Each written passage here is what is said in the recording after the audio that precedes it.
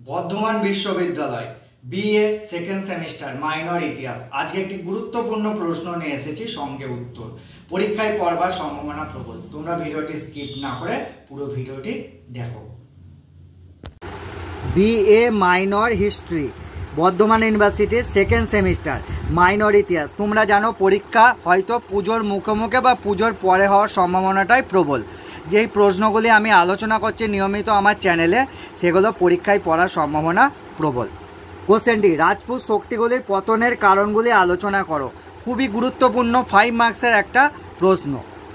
আমি যেমনভাবে উত্তরটি রেডি করেছি, তোমরা পারলে আমার ভিডিওটি স্কিপ না করে খাতা পেন নিয়ে পুরোপুরি আমার এই প্রশ্ন আর উত্তরটিকে নোট ডাউন করে নাও। পরীক্ষার প্রস্তুতিতে তোমাদের এইটি খুবই সাহায্য করবে। তাহলে দেখো, হর্ষবর্ধনের মৃত্যুর পর উত্তর ভারতে রাজপুত শক্তির বিকাশ ঘটেছিল, যেমন গুর্জর, প্রতিয়ার বংশ, গাঢ়ওয়াল বংশ, চৌহান বংশ প্রভৃতি। এছাড়া আরও আছে, শর্ট কোশ্চেনে দিতে পারে দুটি রাজপুত বংশ বা গোষ্ঠীর নাম লেখো। মূলত 1192 সালের পর থেকে উত্তর ভারতের রাজপুত শক্তিগুলির পতন ঘটে। 1192 সালে কি হয়েছিল? গুরুত্বপূর্ণ তরাইনের দ্বিতীয় যুদ্ধ হয়েছিল। এই তরাইনের দ্বিতীয় যুদ্ধের পর থেকেই তোমার রাজপুত শক্তিগুলি কিন্তু পতন ঘটতে শুরু করে। কারণ তরাইনের দ্বিতীয় যুদ্ধে পৃথ্বীরাজ চৌহানকে নিজেরই অন্যান্য রাজপুত গোষ্ঠীগুলি তেমন সাহায্য কিন্তু করেনি, তার ফলে পৃথ্বীরাজ চৌহান পরাজিত হয়েছিল। এবার পতনের কারণ হিসাবে দেখো, প্রথম পয়েন্ট কী লিখবে?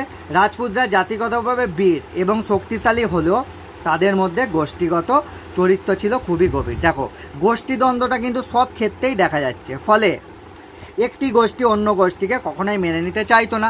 তাহলে নিজেদের মধ্যে যদি অন্তর্বিরোধ, যেটাকে বলে গৃহযুদ্ধ, তাহলে তো একটা শক্তি বা একটা বংশ যে কোনো জিনিসই সহজেই ধ্বংসর মুখে চলে যাবে।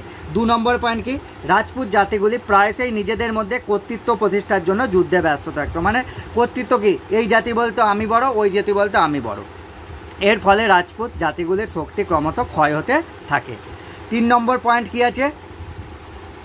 3 নম্বর পয়েন্ট দেখো, রাজপুত শক্তিগুলি নিজেদের জাত্যাভিমান নিয়ে খুবই গর্বিত ছিল। মানে আমি রাজপুত, এই জাতির, আমার জাতিটা খুব বড়, মানে নিজেদের মধ্যে একটু গর্ব অহংকার ছিল। তারা তথাগত যুদ্ধবিদ্যায় বিশ্বাসী ছিল, মানে ওদের বংশ পরম্পরায় যেমনভাবে যুদ্ধের কৌশল আয়ত্ত করেছে ওরা ওতেই বিশ্বাসী ছিল। আধুনিক যুদ্ধের কৌশল গ্রহণে তাদের কোনো আগ্রহ ছিল না। তোমরা জানো সময়ের সঙ্গে সঙ্গে সব কিছুই পরিবর্তন অবশ্যই দরকার, তার ফলে রাজপুতদের পতনের একটা বড় কারণ। 4 নম্বর পয়েন্ট কি? রাজপুত শক্তির পতনের প্রধান কারণ ছিল তুর্কি আক্রমণ, তুর্কি জাতি আক্রমণ। রাজপুত রাজারা নিজেদের বিরোধ ভুলে গিয়ে একত্রিতভাবে তুর্কিদের বিরুদ্ধে সংগ্রাম করতে পারেনি, এই একটা পয়েন্ট। আর লাস্ট পয়েন্ট হচ্ছে তোমার 5 নম্বর পয়েন্টটা কি বলছে দেখা যাক। 5 নম্বর পয়েন্ট কি বলছে?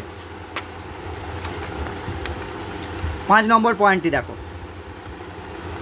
দাঁড়াও 1 মিনিট। দেখো, 5 নম্বর পয়েন্ট বলছে তরাইনের দ্বিতীয় যুদ্ধ 1192 সালে বহু রাজপুত রাজা পৃথ্বীরাজের পক্ষে দাঁড়াননি। এই যে প্রথমে বললাম, তরাইনের প্রথম যুদ্ধে পৃথ্বীরাজ চৌহান দাঁড়াননি। দেখা যায় এই যুদ্ধে মোহাম্মদ ঘুরে জয়লাভ করেন। প্রথম যুদ্ধে কিন্তু পৃথ্বীরাজ চৌহান জিতেছিল 1191 সালে তরাইনের প্রথম যুদ্ধে।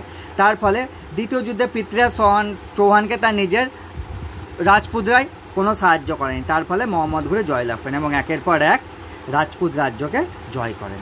এ হচ্ছে তোমাদের সম্পূর্ণ নোটসটি। আমার ভিডিওটি দেখে তোমরা যদি সত্যিই উপকৃত হও, তাহলে প্লিজ আমার চ্যানেলটিকে সাবস্ক্রাইব এবং পাশে থাকা বেল আইকনটি প্রেস করে দিও।